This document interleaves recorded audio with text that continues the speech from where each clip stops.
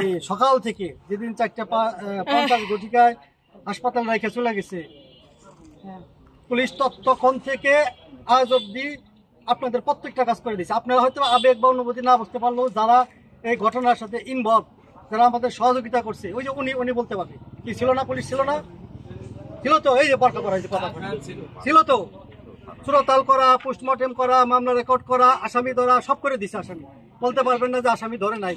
আসামি সেই লালবাগ থেকে ধরে নিয়ে আসছি, রিমান্ডে নিয়ে আসছি, জিজ্ঞাসাবাদ করছি, জিজ্ঞাসাবাদ করে ওখান থেকে সবাইকে ধরা চাই আমরা।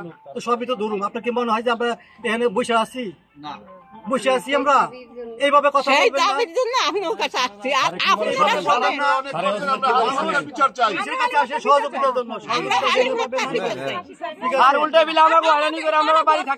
লাগছে যে লালবাগে আসামি আছে, আপনারা বলছিলেন, কিন্তু আমরা কি আসামি নিয়ে আসছি কিনা আপনারা জানেন না। আমরা আসামি নিয়ে আইসা যেটা মেন 2 কালপিট, এই সবুজ কেমনে মারছে, কিভাবে মারছে, সব বর্ণনা আছে না? আমরা তার সব কথা আপনাকে বললে তাহলে ওপেন হয়ে গেল, সবাই সচেতন হয়ে গেল। এই যে এই বলাটাও আপনাদের জন্য পক্ষে না বিপক্ষে, কারণ আমি যদি এটা এই যে মিডিয়া আছে, মিডিয়ার সামনে বলি, তাহলে এই তথ্যটাও চলে গেল, যারা দূরে আছে তারা সচেতন হয়ে গেল। ক্ষতি আপনি করলেন, ক্ষতি আমার করলেন না। এই যে আপনার এইটা না করলেও এর সাথে বেশি কাজ আমরা করে দিচ্ছি, আর এর সাথে বেশি করে দেবো। কিন্তু এইটা করা মানে কি, এখন মিডিয়া এই যে আপনার কারণে আমারে ধরছে, ওসিকে তাও চিনতো না, এখন ওসিটাও চিনলো, ওসি কি বললো সেটাও জানলো, তো উনি তো দূরের থেকে আরো দূরে চলে যাবে। বোকার মতো একটা কাজ হলো না। আমরা যদি আপনার সহযোগিতা না করতাম, কোথায় যে পুলিশ তো সহযোগিতা করে না, পুলিশ তো আসামি ধরে না, পুলিশ তো ওখানে যায় না, তাইলে মানে নিতাম। আমাদের মধ্যে শতভাগ আত্মবিশ্বাস আছে, সেই জায়গায় কেউ আঘাত করার মতো ক্যাপাসিটি নাই। আত্মবিশ্বাস আছে আর সৎ সাহস আছে বলে আমি সব জায়গায় সবকিছু ফেস করি। আপনার এই পুরো থানা এলাকার রাজুরবাসী মাসুদ খানকে চিনে, এই থানার ওসিরে চিনে, গরিবের ওসি, সবার সাথে মিশে সবার সাথে কথা বলে, সবার কাজটা করে।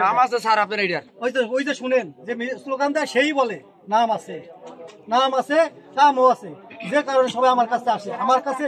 আমার কাছে আইসা আমার রুমে ঢুকতে কারো পারমিশন লাগে না, নিজে নিজে ঢুকে সঠিক কথাটা বলে চলে যেতে পারি। অন্য জায়গায় বাংলাদেশে মনে হয় না পারবেন, সম্ভব কিনা জানি না, কিন্তু দাবির আগে আপনার যেটা এই মামলা সাজা দেওয়ার জন্য যা যা লাগবে করে ফেলছি। দেখেন ওরা ধরে আই না, ওই পুকুর থেকে, জানেন কি ওই পুকুরের মধ্যে গামছা আছে, আপনারা জানেন?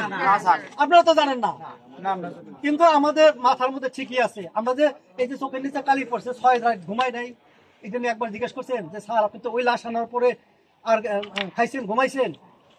এই লাশ আনার পরে আপনার সুরতাল করা লাগছে, পোস্টমর্টম করা লাগছে, মেডিকেলে পাঠানো লাগছে, তারপরে আবার খোঁজ নেওয়া লাগছে এই আসামিগুলা কোন দিকে গেছে, তার কল রেকর্ড।